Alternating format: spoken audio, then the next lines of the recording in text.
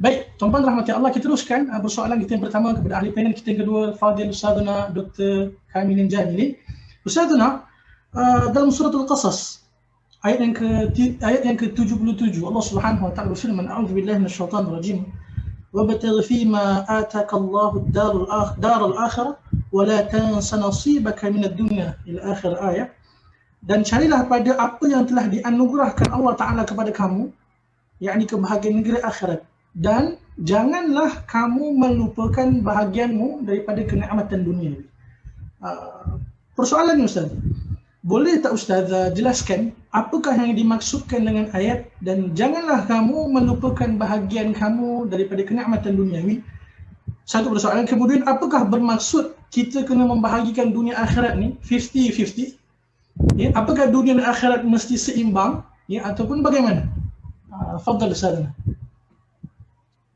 Baik, Assalamualaikum warahmatullahi wabarakatuh. Ahlan wa sahlan wa marhaban kepada semua para pendengar, hadirin dan hadirat yang menyaksikan rancangan kita forum ini daripada page Akademi Sunnah.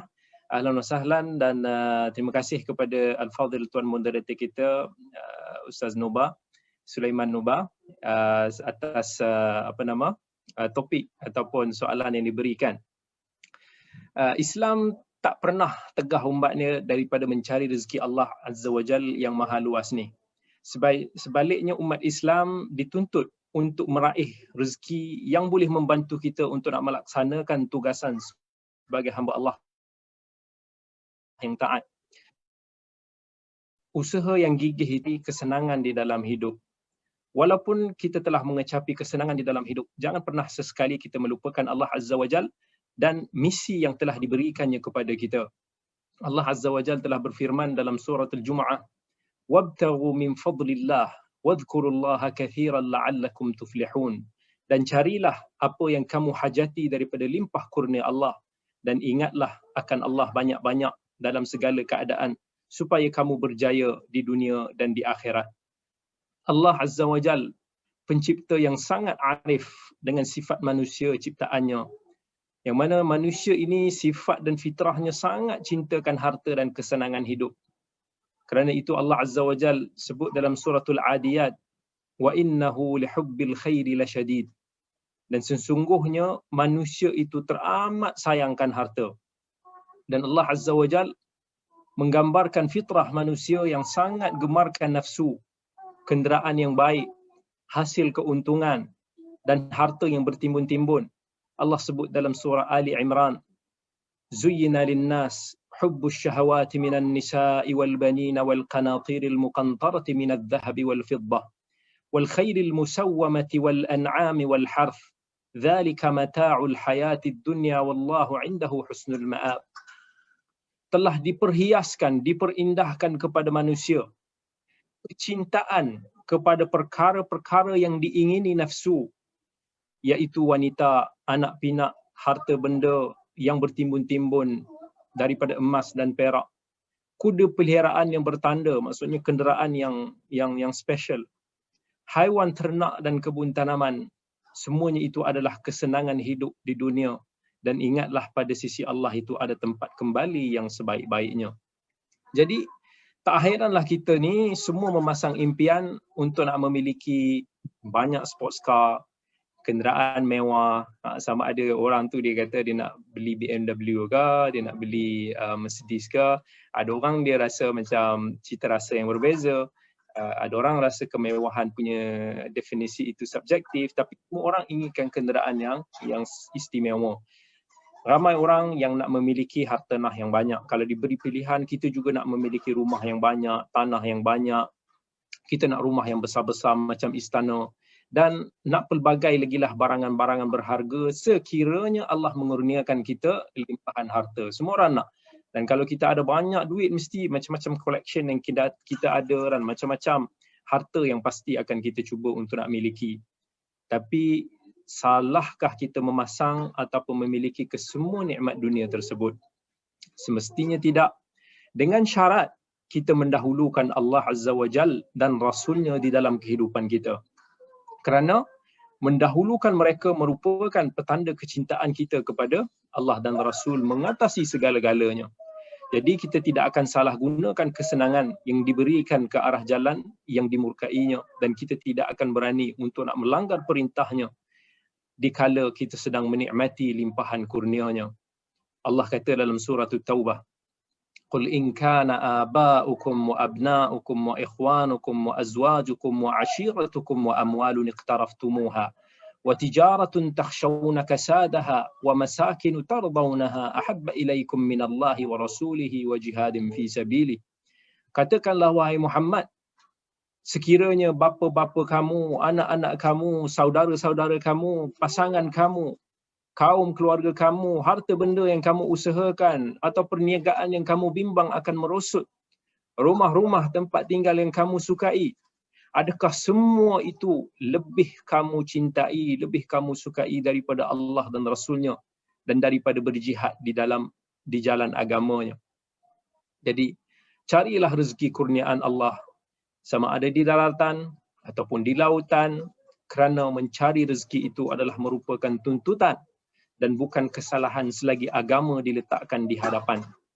Pernah seorang sahabat Nabi SAW, Ibnu Malik radhiyallahu anhu, apabila dia telah selesai menunaikan salat Jumaat, masa dia beredar, dia akan berhenti di pintu masjid.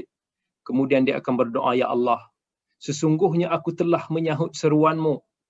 Aku telah menunaikan kewajipan salat kepadamu, serta keluar mencari rezeki seperti yang telah engkau perintahkan.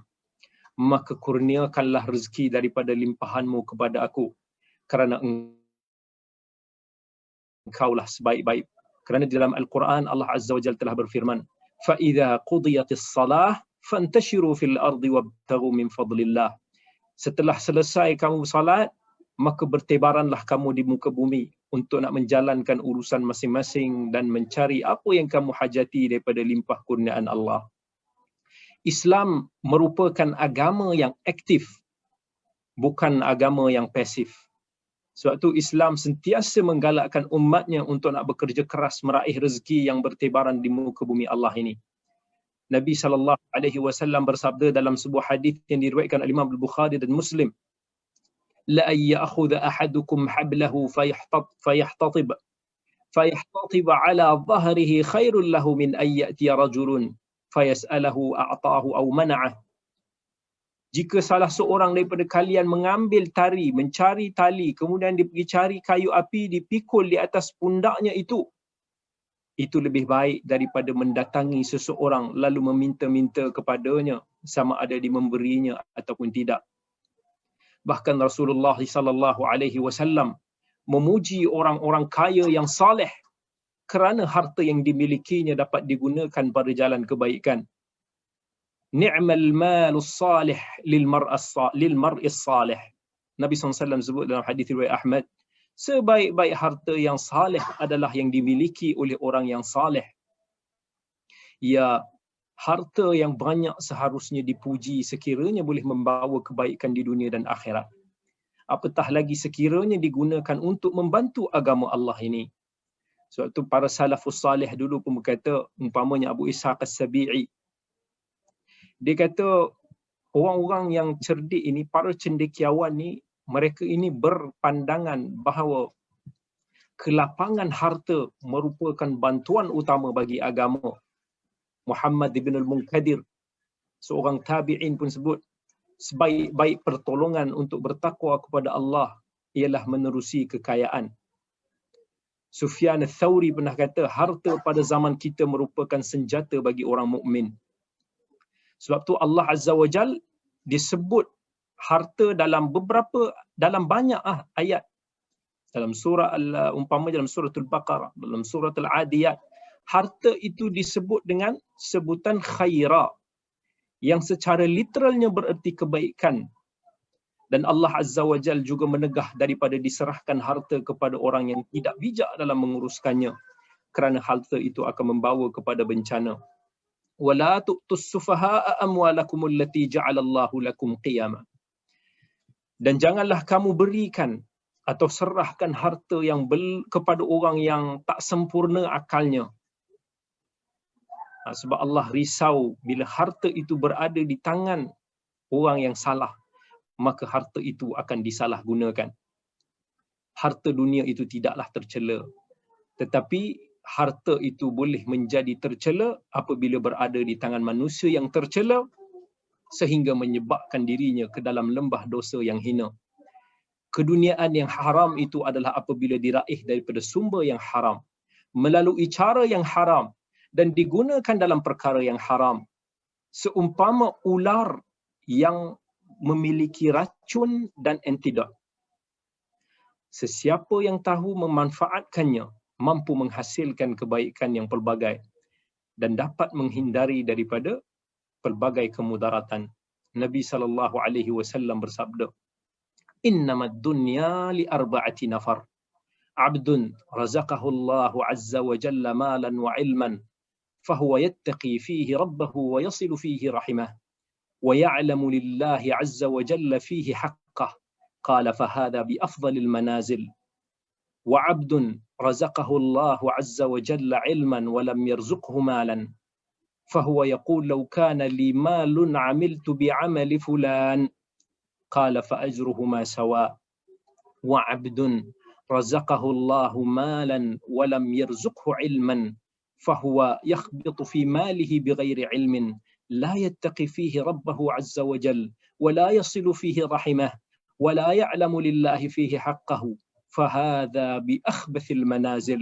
وعبد لم يرزقه الله مالا ولا علما، فهو يقول لو كان لي مال عملت بعمل فلان. قال هي نيته فوزرهما فيه سواء." Nabi SAW sebut, dunia ini adalah untuk 4 jenis orang. Yang pertama, seorang hamba yang dikurniakan oleh Allah harta dan ilmu, lalu dia bertakwa kepada Allah dalam hal itu. Dengan hartanya digunakan untuk nak menyambung silaturahim dan mengetahui bahawa Allah lah yang memiliki hak kepada harta dan ilmunya itu. Maka orang ni berada pada tingkatan yang paling baik.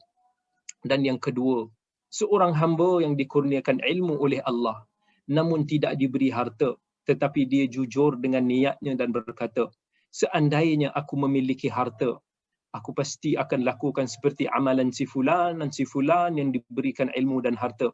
Maka orang ini mendapat pahala kerana niatnya sehingga pahala mereka berdua sama. Yang ketiga, seorang hamba yang dikurniakan harta oleh Allah namun tidak diberikan ilmu, lalu dia bertindak sebarangan tanpa ilmu dalam membelanjakan hartanya. Dia tidak gentar, tidak takut kepada Tuhannya, tidak menggunakan harta itu untuk nak menyambung silaturahim, dan dia tidak mengetahui bahawa Allah memiliki hak kepadanya. Maka orang ini berada pada tingkatan yang paling buruk sekali. Dan yang keempat, seorang hamba yang tidak dikurniakan harta dan tidak pula ilmu, tetapi dia berkata, seandainya aku memiliki harta, nescaya aku akan lakukan seperti amalan si fulan dan si fulan, dan akhirnya dia akan mendapat dosa kerana niatnya sehingga dosa mereka sama. Itu hadis yang Nabi SAW sebut dalam hadis riwayat Muslim. Tapi kita tak nafikan bahawa harta merupakan antara ujian terbesar bagi manusia. Untuk nak memiliki harta itu sahaja, barangkali kita perlu menempuhi pelbagai ranjau yang terlarang. Dan setelah kita memilikinya pula, begitu mudah untuk nak kita berasa angkuh, meninggi diri, tamak, bakhil, berlaku zalim, ataupun ada pelbagai sifat terkeji yang lain. Mereka yang sudah mengharungi dan merasainya sahaja yang tahu betapa besarnya ujian yang dihadapi, ujian yang bertimpa-timpa datang. Kerana itu Allah Azza wa Jalla sebut, innama amwalukum wa auladukum fitnah. Sesungguhnya harta benda kamu dan anak-anak kamu itu hanyalah ujian. Dan Nabi SAW sebut dalam sebuah hadis riwayat Ahmad dan Tirmizi, ma dhi'bani ja'i'ani ursila fi ghanamin afsada laha min hirsil mar'i 'ala al-mali wasyarafi lidini. 2 serigala yang dilepaskan kepada sekawanan kambing tidak lebih berbahaya daripada ketamakan seseorang terhadap harta dan kedudukan yang akan merosakkan agamanya. Umar bin Al-Khattab radhiyallahu an selalu menangis masa menyaksikan kota-kota yang telah dibuka oleh tentera-tentera Islam, kerana Umar khawatir harta rampasan perang yang begitu banyak akan mengelabui mata dan hati umat Islam, lalu mereka terleka daripada misi sebenar dalam berjihad dan hanyut dalam lautan dunia yang berombak. Jadi apa yang dibacakan ayat oleh Tuan Murida tadi sangatlah benar. Wabtaghi fima ataakallahu ad-darul akhirah wala tansa nasibaka minad dunya. Dalam kita nak mencari akhirat, janganlah kita melupakan bahagian kita ke dunia dengan syarat apa Allah sebut lepas tu, wa ahsin kama ahsanallahu ilaik. Buat baiklah pada orang, sharelah pada orang sebagaimana Allah kongsikan pada kamu, sebagaimana Allah buat baik pada kamu. Janganlah apa Allah kata, wala tabghil fasada fil ard. Janganlah kamu melakukan kezaliman, kerosakan di muka bumi ini. Nak kaya silakan kaya, tapi jangan lupa untuk nak berbuat baik kepada orang lain macam mana Allah buat baik pada kamu. Dan jangan sesekali kita buat zalim kepada sesiapa, buat zalim di dunia ini apa sahaja sekalipun, iaitu bila kita tidak meletakkan sesuatu itu pada tempatnya. Wallahu ta'ala a'lam.